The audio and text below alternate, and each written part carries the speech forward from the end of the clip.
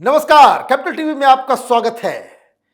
एक सीरीज जो हम देश के जाने माने PIL मैन अश्विनी उपाध्याय जी के साथ कर रहे हैं, जिसमें हम पास्ट का पोस्टमार्टम कर रहे हैं, क्योंकि आजकल बड़ी चर्चा होती है, डेमोक्रेसी खतरे में है, हिंदुस्तान का संविधान उसका गला घोटा जा रहा है, इंस्टीट्यूशंस के ऊपर कब्जा कर लिया गया है, एक हिंदू जिंगोइज्म वो देश के ऊपर लादा जा रहा है, तरह तरह की चीजें। और ऐसा लग रहा है कि जो नैरेटिव सेट किया जा रहा है टूल किट के द्वारा और दलाल पत्रकारों के द्वारा, वो ये कि 2014 के बाद हमने संविधान, डेमोक्रेसी, इंस्टीट्यूशन सबको हमने गर्त में डाल दिया है।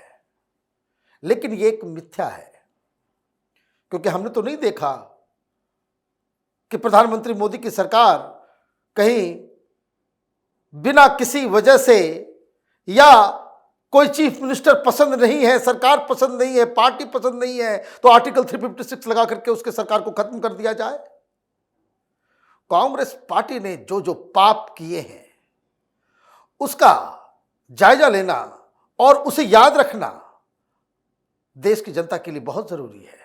और यह हमारा काम है कि पीछे हुई गलतियों को आपको हम बार बार बताते रहे। पिछले सीरीज में हमने नेहरू के 10 पापों के बारे में बताया था, आज इंदिरा गांधी का नंबर लगा है। इंदिरा गांधी ने तो संविधान को मजाक बना दिया था। संविधान के साथ जो कुछ उन्होंने किया वो संविधान की हत्या से कम नहीं है। जो मनाया उसे हटा दिया, जो मनाया उसे जोड़ दिया। हिंदुस्तान के संविधान का मूल चरित्र ही उन्होंने तहस नहस कर दिया। क्या क्या पाप इंदिरा गांधी के द्वारा हुए, आज उसी का जायजा लेंगे। हमारे साथ अश्विनी उपाध्याय जी, आपका बहुत बहुत स्वागत है। इंदिरा जी तो डिक्टेटर थी, एक से एक कारनामे। भारत की डेमोक्रेसी को अगर किसी ने कलंकित किया, ठीक बात, वो श्रीमती इंदिरा गांधी। हालांकि उन्होंने कुछ अच्छे काम किए होंगे, लेकिन जहां तक संविधान का बात है, जहां तक देश में डेमोक्रेसी को पालने पोषने की बात है, उसमें तो इंदिरा गांधी को बिल्कुल ही कम मार्क्स मिलेंगे।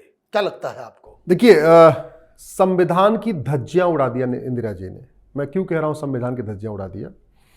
भारत के संविधान का लक्ष्य क्या है, ये प्रियम्बल में लिखा हुआ है। राइट। उन्होंने प्रियम्बल को ही बदल दिया, और बदला 1977 में और दिखाया 1949 में। संविधान के प्रियम्बल में लिखा हुआ है, we the people of India have decided to do so and so so so. और कब? 1949 में, 26 नवंबर 1949 को हमने इसको अडॉप्ट किया। उसकी बजाय इंदिरा जी ने उसमें सेकुलर शब्द जोड़ा, सोशलिस्ट शब्द जोड़ा।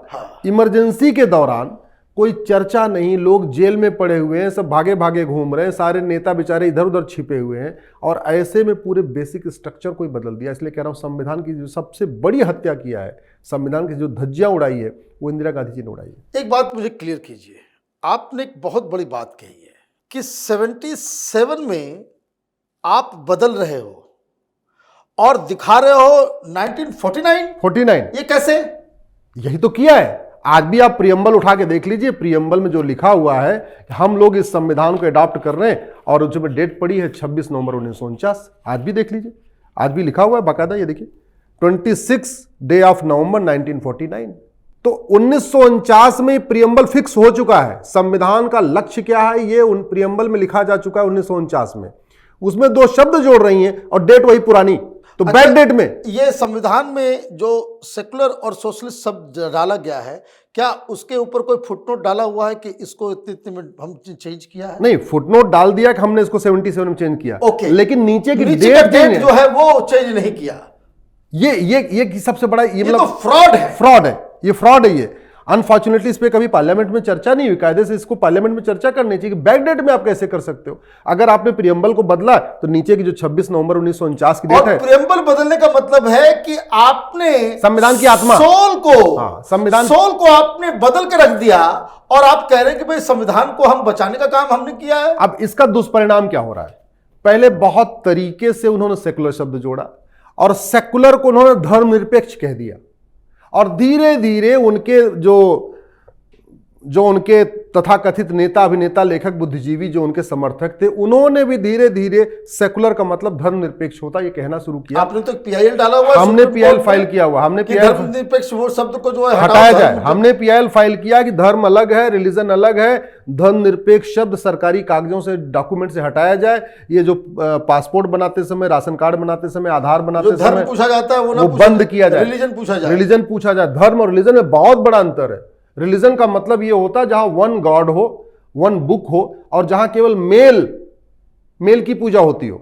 ध्यान रखिएगा, रिलीजन में मेल की पूजा होती है, फीमेल की पूजा नहीं होती।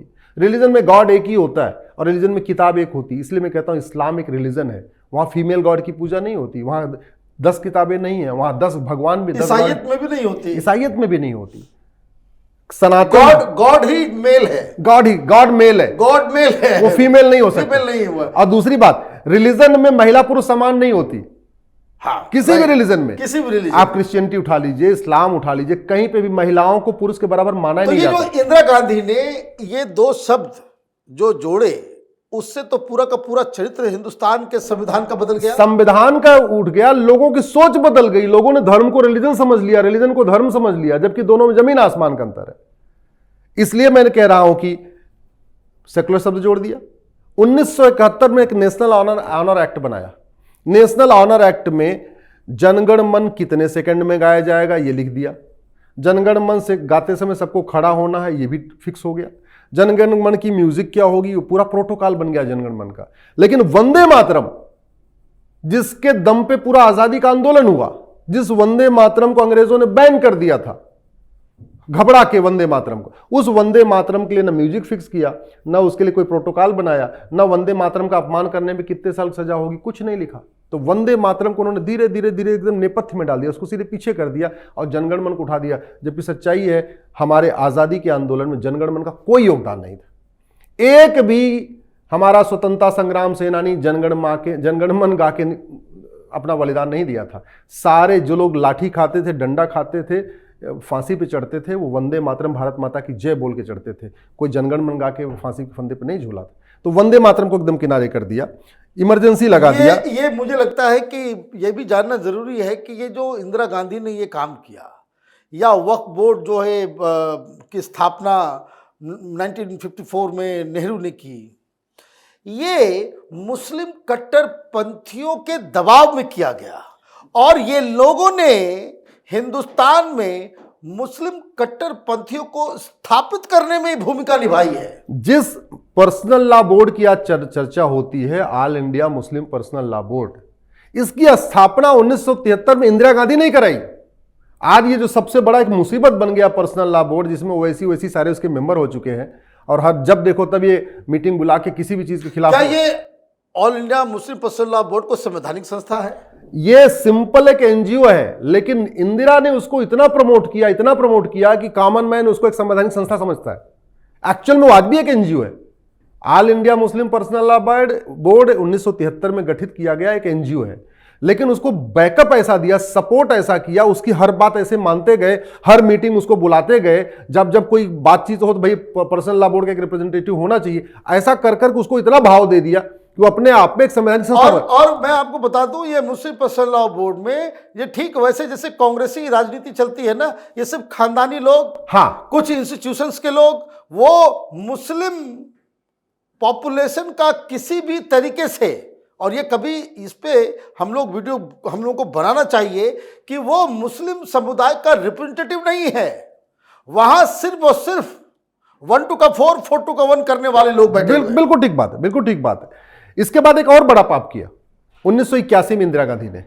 याद रखिए 1916 में बीएचयू बना था, उसके 4 साल के बाद एएमयू बना, राइट। बनारस हिंदू यूनिवर्सिटी 1916 में, अलीगढ़ मुस्लिम यूनिवर्सिटी 1920 में।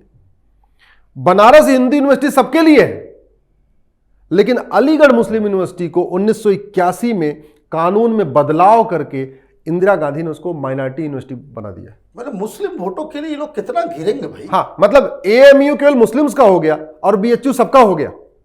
मतलब गजब का उन्होंने काम किया। उसका नतीजा ये निकला कि आप देखिए 1981 के बाद बहुत तेजी के साथ अलीगढ़ में रेडिकलाइजेशन फैला। सिमी के लोग पकड़े गए, इसके लोग पकड़े गए, उसके लोग पकड़े ये गए। पाकिस्तान का पूरा आंदोलन वहीं से शुरू वही हुआ शुरू हुआ, वही शुरू हुआ।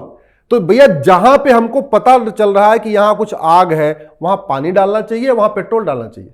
कायदे से तो अलीगढ़ मुस्लिम यूनिवर्सिटी में मुस्लिम शब्द भी हटा के उसका एक नेशनलाइजेशन करना चाहिए था, उसका नाम बदलना चाहिए था, उसका कुछ राष्ट्रीयकरण करना चाहिए था। वो नहीं किया इंदिरा ने। पूरे यूनिवर्सिटी का कूड़ा बना दिया इन लोगों ने। इंदिरा ने 1981 में एकदम कट्टरपंथियों की बात को माना, वहां रिजर्वेशन 50% रिजर्वेशन मुस्लिम्स का फिक्स कर दिया, उसको बाकायदा माइनॉरिटी यूनिवर्सिटी का दर्जा दे दिया। तो आप देखिए उसके बाद वहां पे, उसके बाद जिन्ना की वहां तस्वीर लगने लग गई, इसकी भी लगने लग गई, उसकी भी लगने लग गई। अलीगढ़ में क्या क्या हुआ है, सीए का आंदोलन के दौरान क्या हुआ, यूसीसी की बात आती है तो क्या होता है, लोग पकड़े जाते हैं अलग अलग एंटी नेशनल गतिविधियों में।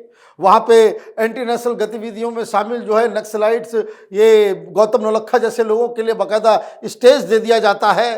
तो इंदिरा गांधी का अगर आप काम ध्यान से देखिए तो उन्होंने संविधान की भावना जो थी कि भैया हमको कठोर कानून बनाना है, हमको नक्सलवाद खत्म करना है, हमको माओवाद खत्म करना है, हमको जिहाद खत्म करना, हमको मजहबी उन्माद खत्म करना, इसके लिए कोई काम नहीं किया। केवल और केवल तुष्टीकरण की नीति को अपनाया। और एक छोटे से अमेंडमेंट जो सेकुलर शब्द है उसका इतना बड़ा रेमिफिकेशन है, इतना उसका लार्जर रेमिफिकेशन है, आज हमारे आपके सामने दिख रहा है। इसको तो हटाना चाहिए। सुप्रीम कोर्ट, हाई कोर्ट भी वो सेकुलर सेकुलर सेकुलर शब्द पढ़ के बने हुए हैं। मुझे तो लगता है कि इन दोनों शब्दों को हटाना चाहिए, तत्काल हटाना चाहिए। भैया इस संविधान का लक्ष्य है राम राज्य की स्थापना, संविधान का लक्ष्य है भारत की संस्कृति को मजबूत करना, भारत की परंपरा को मजबूत करना, भारत के रीति रिवाज को मजबूत करना, भारत के ज्ञान विज्ञान को आगे बढ़ाना। ये कोई रूस का संविधान थोड़ी है, अमेरिका का संविधान थोड़ी है, या खाड़ी देशों का संविधान थोड़ी, भारत का संविधान है। संविधान जहां का है वहां की परंपरा को आगे बढ़ाने के बजाय ये सेकुलर शब्द एक विदेश से ले लिया और उसको भी तोड़ के उसको धर्मनिरपेक्ष बना दिया।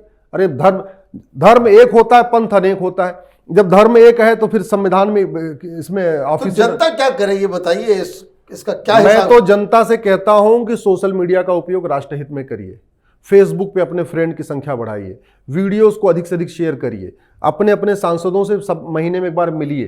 भाई छुट्टी, आप घूमने टहलने के लिए छुट्टी कर सकते हैं, बर्थडे मनाने के लिए छुट्टी कर सकते हैं, अपने अपने सांसद को पकड़िए। अभी इलेक्शन का माहौल आ रहा है, सीधे लिखना शुरू करिए कि जो सेकुलरिज्म को खत्म करेगा हम उसको वोट देंगे, जो एक भारत श्रेष्ठ भारत के लिए काम करेगा, जो पर्सनल लॉ खत्म करेगा उसके लिए हम वोट करेंगे।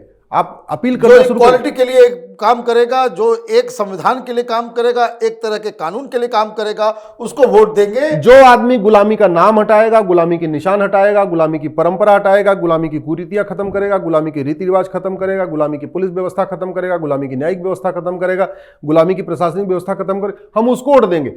एक बार जनता इसको लिखना शुरू कर देना, मैं कह रहा हूं सारी पॉलिटिकल पार्टियां लाइन में आ जाएंगी, सबके दिमाग ठीक हो जाएंगे। अभी पॉलिटिकल पार्टियों को लगता है इनको चारा फेंक दो, अगड़ा बनाम पिछड़ा कर दो, दलित बनाम संवर्ण कर दो, हिंदू बनाम मुस्लिम कर दो, 10-15 दलाल पत्रकारों को जो है जोड़ लो, पैसे दे दो, जोड़ लो, वो आपके लिए जो है बैटिंग करता रहेगा। बस जनता एक बार ये जाग जाए, समझ जाए ना, मैं कह रहा हूं सब बदलाव आ जाएगा। और हमें पूरा भरोसा है जिस तरीके से मनीष यूथ जाग रहा है, सवाल करना शुरू कर रहा है, पूछ रहा है ये क्या है, ये क्या है, तब तक इसलिए और जो ये सेकुलर शब्द, इसको हटाने के लिए, सेकुलर शब्द हटाने के लिए आपको बाकायदा प्रस्ताव लाना पड़ेगा। आपका लोकसभा में स्पष्ट बहुमत चाहिए, राज्यसभा में स्पष्ट बहुमत चाहिए।